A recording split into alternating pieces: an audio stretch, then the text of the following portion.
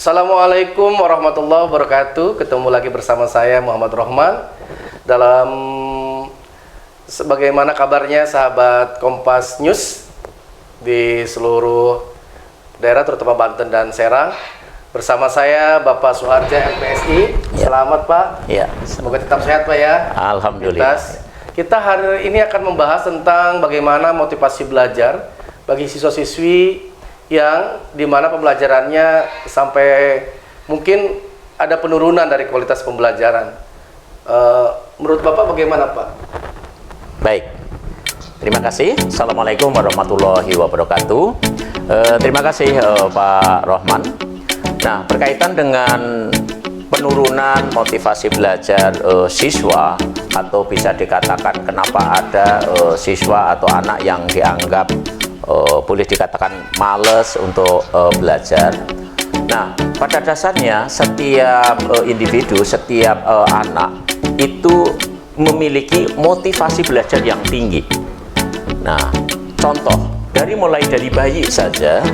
Dari bayi, ketika bayi itu mulai bisa merangkak, mulai bisa menyentuh, di sana ada eksplorasi.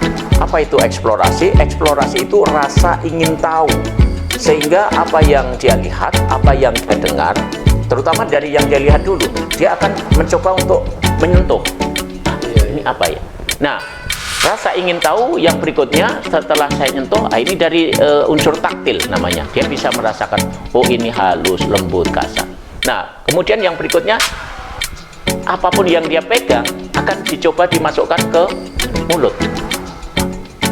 Berikutnya ada dia ingin tahu ini rasanya seperti apa. Nah, begitu juga ketika anak menginjak usia preschool atau prasekolah, terutama anak-anak usia TKA, TKB, nah itu mulai banyak bertanya. Nah, namun kadang-kadang pertanyaan anak ini tidak mendapatkan jawaban sesuai yang dia mau.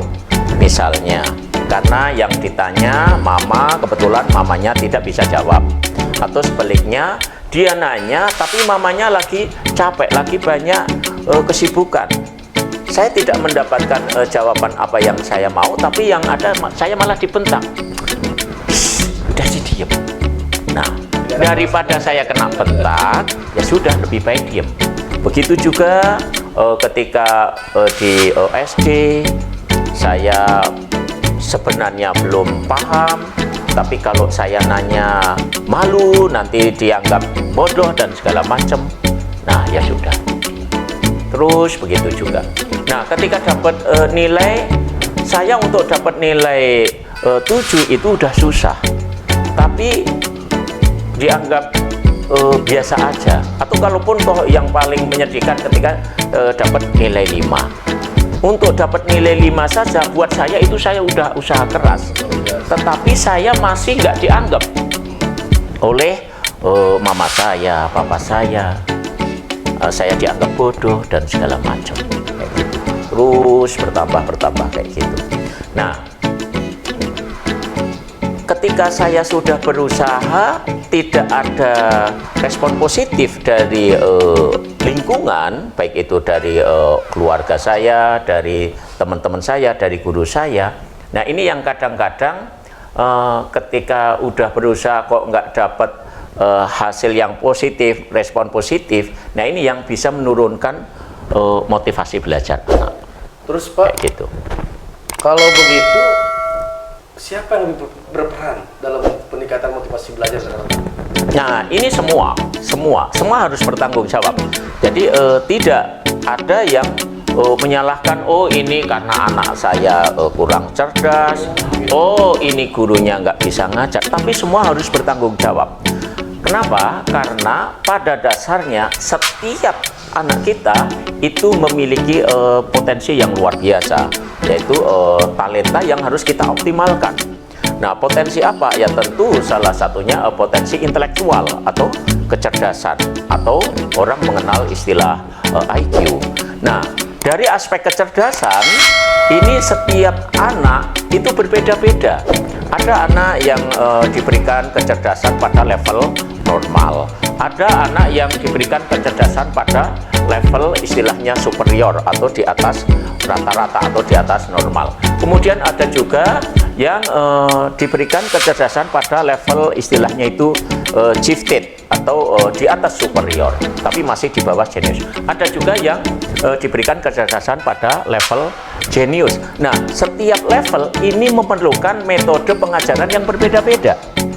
Contoh, untuk anak yang memiliki kecerdasan superior itu yang berada di atas normal, tapi di bawah gifted. Nah, anak-anak yang seperti ini memiliki ciri khusus. Satu, dia cepat memahami ketika mendapatkan pengajaran itu, tetapi di aspek yang lain dia juga males untuk mengulang. Nah, ketika diajarkan, wah saya udah tahu itu, tapi Pak Guru masih ngajarin itu lagi, saya nggak suka. Nah, malesnya saya itu bukan karena saya nggak suka dengan pelajaran itu, tapi nggak suka dengan cara mengajarnya. Kenapa? Karena bosenin. Gitu. Anak jenuh Pak ya? Iya, karena saya udah tahu kalau kayak gitu. Ya, maka di sini apa yang harus kita lakukan? Yang pertama, mengenali kecerdasan anak itu di level apa? Apakah normal, apakah superior, apakah gifted, atau bahkan jenius. Sehingga kita sebagai pendidik ataupun sebagai orang tua bisa memberikan pendidikan secara tepat. Kayak gitu. Istilahnya kalau kami menyebut, oh anak-anak superior itu butuh pendekatan dengan namanya teknik stratum. Teknik stratum itu apa? Teknik stratum itu teknik pengajaran yang istilahnya simple, ngerti, cepat ganti baru. Artinya sudah sih kalau jelasin saya nggak usah terlalu bertele-tele, yang simple saja. Kalau sayanya udah ngerti, cepat ganti baru. Jangan diulang lagi. Kalau diulang lagi, saya nggak suka. Kira-kira seperti itu. Jadi setiap level butuh pendekatan yang berbeda-beda. Gitu. Ya. Oke, sahabat Kompas News, terima kasih wawancara kita dengan Bapak Suharja MPSI. Semoga bermanfaat. Inti dari wawancara ini adalah bahwa motivasi belajar anak pada dasarnya semua pihak terlibat, keluarga atau orang tua, ayah dan ibu, kemudian lingkungan tempat tinggal, pendidikan, guru, dan dinas terkait. Semoga ini terus terkoordinasi dengan baik, anak-anak kita menjadi motivasi belajar yang baik, kemudian mendapatkan nilai yang baik, menjadi harapan semua orang tua. Terima kasih Bapak. Iya, baik. Sudah memberikan waktu untuk wawancara dengan Kompas News. Wassalamualaikum warahmatullahi wabarakatuh. Waalaikumsalam. Terima kasih.